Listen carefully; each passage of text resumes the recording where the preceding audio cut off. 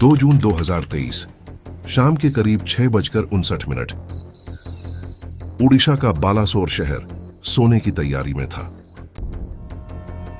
पटरी पर दौड़ रही थी कोरमंडल एक्सप्रेस 120 किलोमीटर प्रति घंटे की रफ्तार से। इसके अंदर बैठे हजारों यात्री अपने घर जाने का सपना देख रहे थे, लेकिन उन्हें नहीं पता था कि मौत बस उनसे कुछ पल दूर है। उसी पटरी के बगल वाली गुड्स लूप लाइन पर खड़ा है एक दैत्य, लोहे से भरी एक मालगाड़ी। अगले कुछ मिनटों में 21वीं सदी के भारत का वो खौफनाक मंजर शुरू होने वाला है, जिसे देखने के बाद हर किसी की रूह कांप उठेगी। सिस्टम की छोटी सी गलती की वजह से एक ऐसा भयानक हादसा जिसमें हजारों जिंदगियां पल भर में ही खत्म हो गईं। इस कहानी को समझने के लिए हमें उस रात के शुरुआत में जाना होगा। पहनागा बाजार सेक्शन ओडिशा का एक छोटा सा रेलवे स्टेशन, जहां से रोजाना कई ट्रेनें बिना रुके गुजरती है। उसी दिन शाम के समय शालीमार से चेन्नई जा रही कोरमंडल एक्सप्रेस भी इसी रूट पर तेज रफ्तार से आगे बढ़ रही थी। इस स्टेशन पर उसका कोई ठहराव नहीं था, इसलिए ट्रेन को आगे बढ़ने के लिए ग्रीन सिग्नल मिला हुआ था। रेलवे नियमों के अनुसार अगर सिग्नल हरा हो तो ड्राइवर को ट्रेन रोकने या गति कम करने की कोई आवश्यकता नहीं होती। लेकिन इसी पटरी के पास एक और लाइन मौजूद थी, जिसे गुड्स लूप लाइन कहा जाता है। इस लाइन का उपयोग आमतौर पर मालगाड़ियों को खड़ा करने या सुपरफास्ट ट्रेनों को पास देने के लिए किया जाता है। उस दिन इस लूप लाइन पर एक भारी भरकम मालगाड़ी खड़ी थी, जो सामने वाली ट्रेन के गुजरने का इंतजार कर रही थी। रेलवे में कौन सी ट्रेन किस लाइन पर जाएगी, यह तय करने का काम एक ऑटोमेटिक इंटरलॉकिंग सिस्टम द्वारा किया जाता है। लेकिन उस दिन सिस्टम में एक छोटी सी तकनीकी चूक हो चुकी थी, जिसकी वजह से सिग्नल तो हरा दिखा रहा था, लेकिन पटरी लूप लाइन पर सेट हो चुकी थी, जिस पर मालगाड़ी खड़ी थी। अब कुछ ही पल में सब कुछ बदलने वाला था।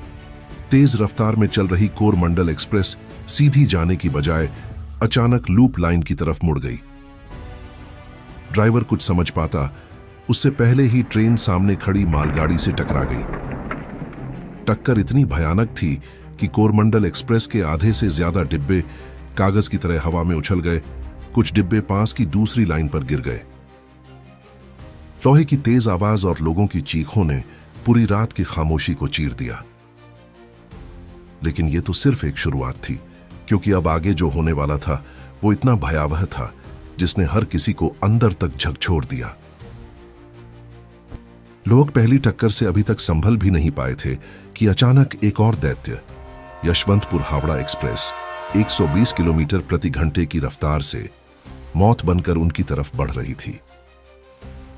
ड्राइवर इस हादसे से पूरी तरह बेखबर था। उसे नहीं पता था कि मौत आगे उसका इंतजार कर रही है।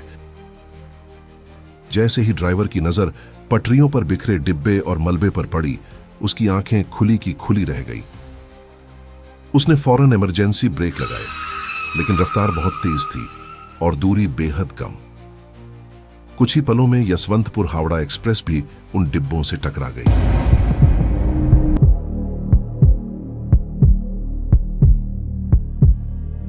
यह दूसरी टक्कर पहली वाली से भी ज्यादा खतरनाक थी। अब हालात पूरी तरह बेकाबू हो चुके थे। बदकिस्मती से जो लोग पहली टक्कर में किसी तरह बच गए थे, वे अब दूसरी टक्कर की चपेट में आ गए थे। डिब्बे पूरी तरह कुचल गए और लोग उनके अंदर इस कदर दब गए कि इंसानी जिस्म और लोहे के बीच कोई फर्क ही नहीं बचा। चारों तरफ चीख पुकार मच चुकी थी। कुछ जिंदगियां मदद आने से पहले ही खामोश हो चुकी थीं। टकराव की तेज आवाज सुनकर आसपास के गांव वाले पटरियों की तरफ दौड़ पड़े, लेकिन घोर अंधेरे की वजह से कुछ भी दिखाई नहीं दे रहा था। लोग नंगे हाथों से मलबा हटाने की कोशिश कर रहे थे, लेकिन भारी भरकम लोहे के डिब्बों को हाथों से हिला पाना नामुमकिन था। तीनों ट्रेनें आपस में इस तरह उलझ चुकी थीं, जैसे लोहे का एक खौफनाक जाल बन गया हो।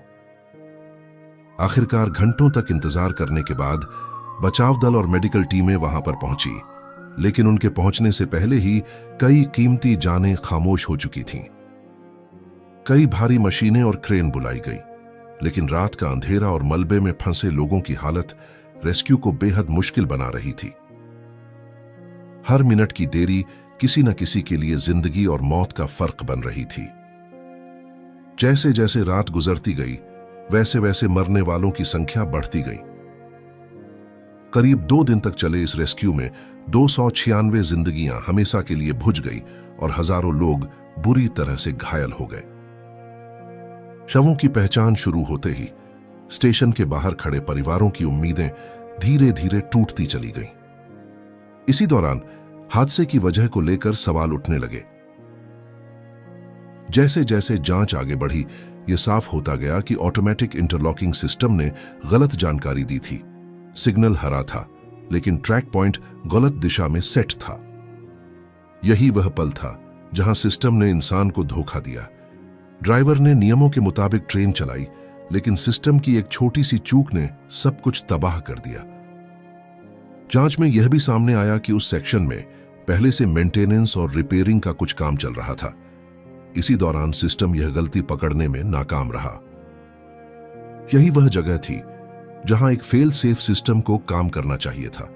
एक ऐसा सिस्टम जो पटरी पर मौजूद खतरे को पहले ही भांप लेता है और तुरंत इमरजेंसी ब्रेक लगा देता है। लेकिन उस दिन यह सिस्टम चुप रहा।